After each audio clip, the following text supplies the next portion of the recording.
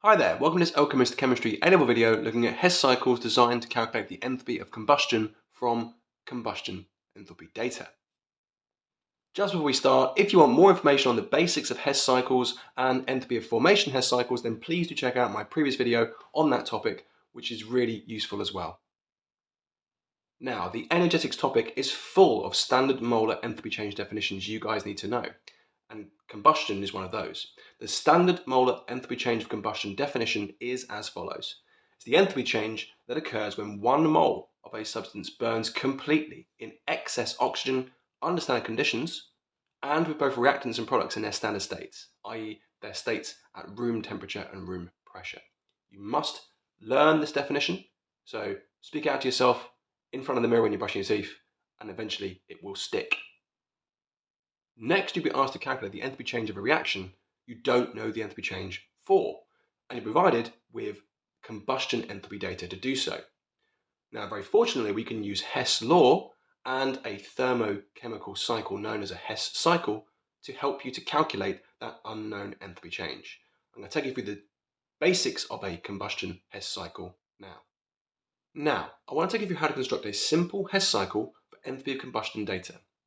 Usually the question you'll be asked is to find the enthalpy change of a reaction you don't know the enthalpy change for. So I've got my reactants for my products, and this arrow here represents my unknown enthalpy change. But we will be provided with enthalpy of combustion data for burning the reactants and products in excess oxygen. Remember, combustion reactions are always exothermic in nature, meaning they give out heat energy to their surroundings. These will therefore be negative enthalpy changes. That's why the arrows must travel down from the reactants and products to forming the products of complete combustion, which will often be carbon dioxide and water in most questions. So the key thing to remember when constructing a combustion enthalpy data Hess cycle is that the arrows must travel downwards because combustion burns things down. Combustion is an exothermic process with a negative enthalpy change. Now comes the Hess law bit. Hess's law states that the enthalpy change of a chemical reaction will be the same independent of the route taken. So let's apply that to this thermochemical cycle present here. If we say we don't know the enthalpy change of route 1 and it can't be taken, what if we took an alternative route around the cycle from the same starting point via the enthalpies of combustion? It would stand to reason that the entirety of this secondary route going around the cycle this way would be equal to the enthalpy change of the route 1 we could not take, according to Hess law. And that is exactly the case. So if we find the enthalpy change of my secondary route via the enthalpies of combustion, we will be given the enthalpy change of route 1 because they are one and the same. And that's exactly how a thermochemical Hess cycle works. I'm now going to take you through a worked example so you can see this in action. First, let's go through the question itself. We're being asked to calculate the enthalpy of formation of pentane, C5H12, liquid, given the following data. Now, if I just ignore the data for a second and talk to you about how to construct a balanced symbol equation for that reaction. The enthalpy of formation is defined as being the enthalpy change for the formation of 1 mole of a substance from its elements in their standard states under standard conditions. So we need to bring the elements in their standard states in the right proportions to form 1 mole of C5H12. That means we need 5 moles of carbon solid and 6 moles of diatomic hydrogen molecules to form 1 mole of C5H12. Now, we can't directly do route 1, but we know according to Hess law that if we take an alternative route, which is our red route here, if we find the enthalpy change of this entire red route, it will be identical to the enthalpy change of the blue unknown route 1 we're trying to find. So effectively what we're going to do is we're going to start at the starting point here, labeled in orange, go around this cycle via the combustion enthalpy data to this finishing point on the square here. So around from start to finish of our unknown enthalpy change arrow, and this will give us the enthalpy change of route 2, which will be identical to the enthalpy change of our unknown route 1. So if we inspect the data we've been given, we have the enthalpy change of combustion of carbon, of hydrogen, and of pentane.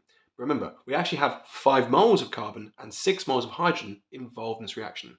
So we're doing 5 times the enthalpy of combustion of 1 mole of carbon, which is minus 393 times 5, to give us 5 moles of carbon dioxide, and we're doing 6 times the enthalpy change of combustion of hydrogen, so that's 6 times minus 826, to give us 6 moles of water if we follow our red route. Now here comes the tricky part. The red arrow is travelling up from the carbon dioxide and water to make pentane. But we don't have that information. We've been given the interchange of combustion of 1 mole of pentane to form water and carbon dioxide. So in effect, if we follow the red route arrow, we're doing the opposite energetics to the process we know, which is the enthalpy change of combustion of pentane, which is an exothermic process. We need to factor that in when we go through the full calculation for this cycle. So remember that for later. I'm now going to take you through the calculation in full. As I do so, little hands will point to the area of the cycle this is relevant to. So, in effect, we are doing the enthalpy of combustion of carbon multiplied by 5 for 5 moles of carbon. We're doing the enthalpy of combustion of hydrogen multiplied by 6 for 6 moles of hydrogen.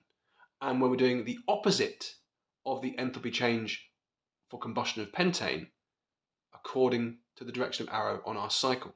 So that's plus minus 393 times 5 because we're doing that process, plus minus 286 times 6 because we're doing that process, and then minus 3509 because we're doing the opposite energetics of that final process. And the sum of these values together gives us the enthalpy change for route 2 as minus 172 kilojoules per mole. Now, according to Hess's law, that means that route 1 also has an enthalpy change of minus 172 kilojoules per mole. We've found the mystery energetics of our unknown route 1. Now, if you're concerned your answer might not be correct, there is a great little check you can do. It stands to reason, according to Hess' law, if you go full cycle from the starting point back to the starting point, you'll be taking away route 1 from route 2, and of course, because they're both the same size, taking one from the other will equal 0 and prove that you have got your calculation correct and that Hess' law is being applied correctly. Let's just see what happens when we try that out. Okay, so it's minus 393 times 5 plus minus 286 times 6 minus 3509, and of course, because we're going backwards along this arrow here, it's minus 172, and that equals 0. And therefore, again, we've proven that Hess' law is accurately being applied here, and our answer is definitely correct. Woohoo! Good job, guys. Amazing, ladies and gents. I hope you find that useful in how to solve combustion questions in the future. As always, if you found this video useful, please think about giving it a like. If you always think about subscribing to the channel, you could even ring the bell, get notified about latest content, or even share this content with friends who are studying chemistry to help them out along as well. My main mission is just to spread the learning of chemistry as widely and as effectively as possible. It's great talking to you. I look forward to talking to you in the next video. Take care. Bye now.